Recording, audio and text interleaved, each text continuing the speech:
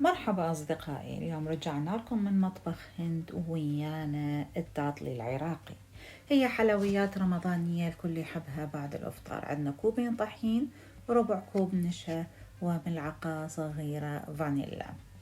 هاي الفانيلا للطعم حسب الرغبة، اللي يريد مي ورد أو يريد هيل فحسب رغبتكم أنتو.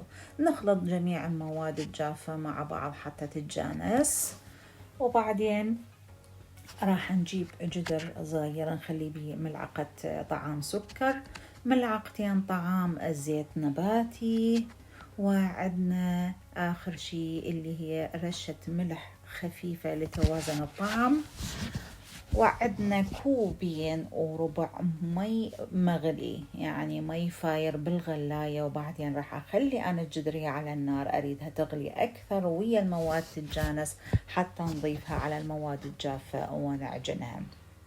هسه خلينا هنا كوبين المي، وبعدين عدنا ربع الكوب، ونخلي على النار الجدر مثل ما قلنا يغلي غلية غليتين، وبعدين نضيفه على المواد الجافة ونعجنه بملعقة قوية تكون خشبية. مثلا أنا هذه الملعقة ما فادتني، فجبت ملعقة خشبية وعجنتها إلى أن تبرد العجينة أو تتحمل حرارة الإيد، أو إحنا نتحملها، بعدين نعجنها بإيدنا وتكون بهذا الشكل عجينة ملساء. شفتوا شو عجينة حلوة؟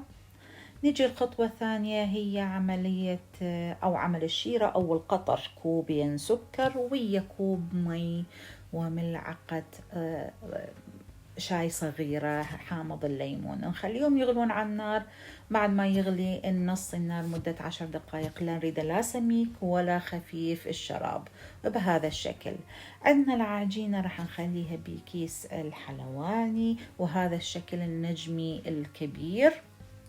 عندنا ورق الزبدة حتى نشكل عليه الأشكال على ورق الزبدة ونضمن أنه ما يلصق. المقص لقص الأشكال حسب الحجم اللي أنتوا ترغبوه. أنا حبيت الأحجام الصغيرة حتى تكون لقمة واحدة سهلة الهضم وسهلة الأكل. وبهذا الشكل نخلي زيت نباتي نظيف يحمى إلى درجة عالية، وبعدين نخلي الداطلي ونصي شوية إلى أن يتحمر. نخليه رأسا بالشراب أو بالشيرة أو بالقطر مثل ما أنتوا تسموه، نشربه بالقطر، نقلبه بالقطر أو بالشيرة إلى أن يتشبع كله، وبعدين نخليه في صحن نظيف.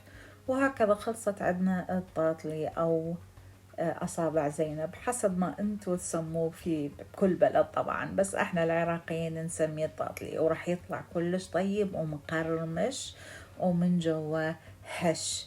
يعني بس عايزة واحد يقعد ياكل. واللي ما يحب القطر هواية طبعا ما يغمسه أكثر، يكون خفيف. وهنا ناقصنا شنو؟ رشة الفستق عليه، فستق حلبي، ويا بعد طعم ويا بعد اللي راح ياكله، وألف عافية عليه وعليكم إن شاء الله. وجربوا هاي الطريقة كلش حلوة وطيبة، ونرجع لكم مرة ثانية وأكلة ثانية من مطبخ هند. ورمضان كريم.